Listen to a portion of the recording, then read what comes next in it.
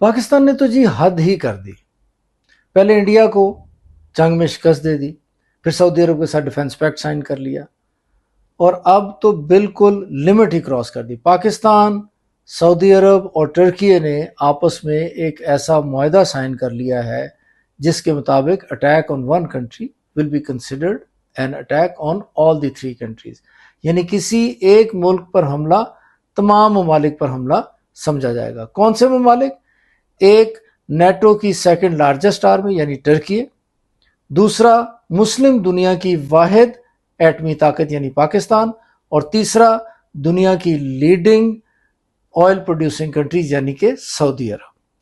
ये एक ऐसी डेवलपमेंट है जिसके बारे में मैं बेट लगा सकता हूं कि it is going to change the course of history for Pakistan. इस डेवलपमेंट को समझने के लिए हमें इसको 3 एंगल से देखना पड़ेगा।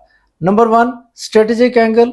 स्ट्रेटेजिक एंगल में अगर हम देखें तो लगता है कि इस अरेंजमेंट के 2 pronged ऑब्जेक्टिव्स हैं।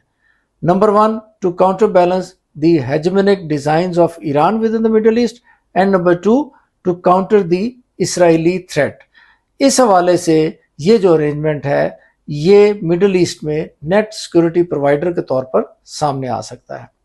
सेकेंडली, अगर हम देखें पॉलिटिकल हवाले से या पॉलिटिकल एंगल से, तो हमें यह लगता है कि ये जो अरेंजमेंट है जिसमें पाकिस्तान, टर्की और सऊदी अरब जैसे 3 लीडिंग मुस्लिम कंट्रीज जो हैं वो एक पेज पर इकट्ठे हो चुके हैं, तो that can on the one hand play the role of the representative of the whole of the Muslim world.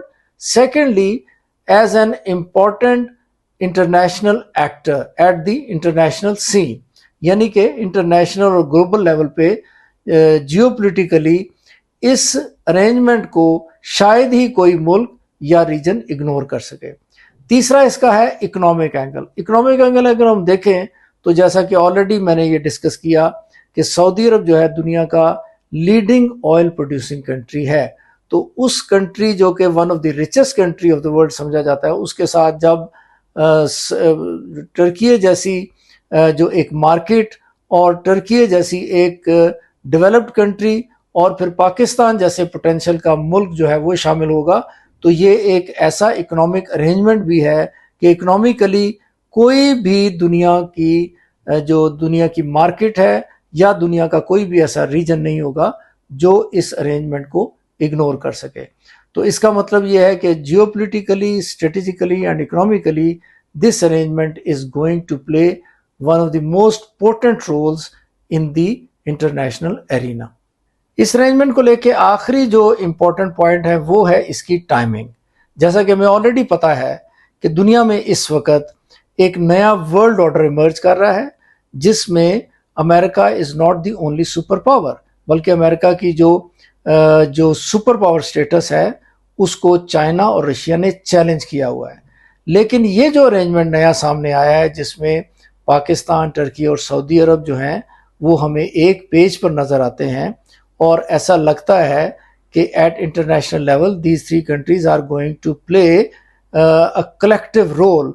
उसमें इस चेंजिंग वर्ल्ड ऑर्डर में एक नया जो है पोटेंट एक्टर जो है वो हमें दुनिया में इमर्ज करते हुए नजर आ रहा है।